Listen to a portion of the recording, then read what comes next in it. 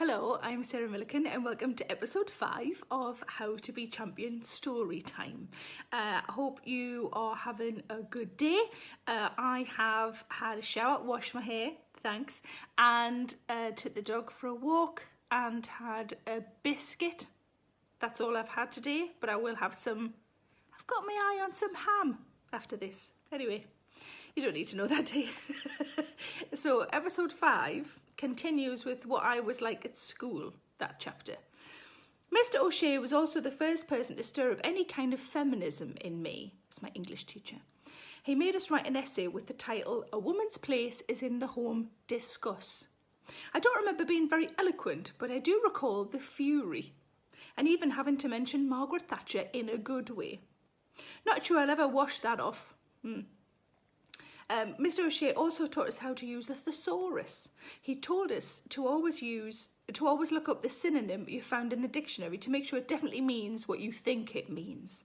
The example he gave us that a student had used in previous years was, then the man went into the forest and found hemorrhoids of wood. Got it. I loved craft at school. I'm not sure if I was good at it or if it just didn't matter if I was good at it. I keep getting the urge to join the Women's Institute, which in my head is just drinking tea with women in their 50s while fashioning a hanging basket out of an old bra. Sounds like bliss, doesn't it? In my time at school, I made a tool rack, a wooden fish, a metal coat hook, and a money box that held only pound coins and therefore always remained empty, plus a lot of coil pots and ashtrays. My mum once decided to let an ashtray my sister had made her steep in the sink for a while. When she went back, the sink was empty. The ashtray has disintegrated.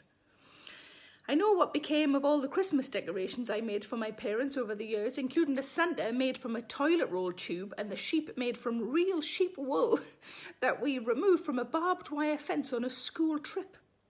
In 2008, my family bought a new Christmas tree, a rather classy affair that had built-in bulbs and needed no decorations. So I got all of the tat that I'd made back. I think they were relieved. The best bit about art at school was painting your hands with PVA glue and peeling it off like you were a leper or had eczema. Obviously not that much fun for the kid who did have eczema. So that was a potted history of my time at school set to the Sam Cooke classic. But it wasn't all colouring in Romans and being better than or as good as Gerald Durrell. Turn to page 27 for the list of things I was bullied for. Well, that's a few episodes ahead. And the How to Be Champion tip at the end of this chapter. My dad told me that your school days were the best days of your life. That used to fucking terrify me, as my school days were pretty rubbish. If someone says that to you, question how popular they were, and if everyone liked them, tell them to fuck off. Work days are better. Be you in everything you do. Being me at school meant getting verbally bullied and not having many friends, but all of that changed from college onwards. While I was quietly me at school, I was banging the big drum of me at home. As soon as that big old wooden front door closed, I was Sarah to the max. And I think young Sarah would have been very happy with what older Sarah does for a living. New chapter. A little bit of this, just got time for. Chapter 3, Excellent Things About the Miners' Strike. When I was 9, there was a miners' strike. And as my dad worked as an electrical engineer down the pit, it affected our family and town.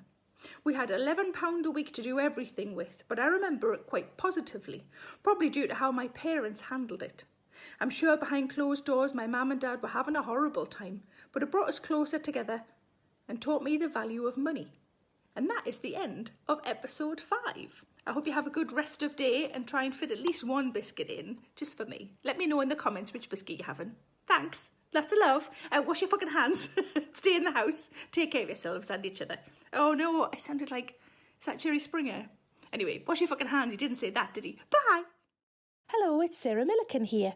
Please make sure you subscribe to my channel to stay up to date with all of my latest videos. Don't forget to like, pop a comment below, and why not stick around to watch a few more? I'm sure those emails or those dishes can wait a bit longer.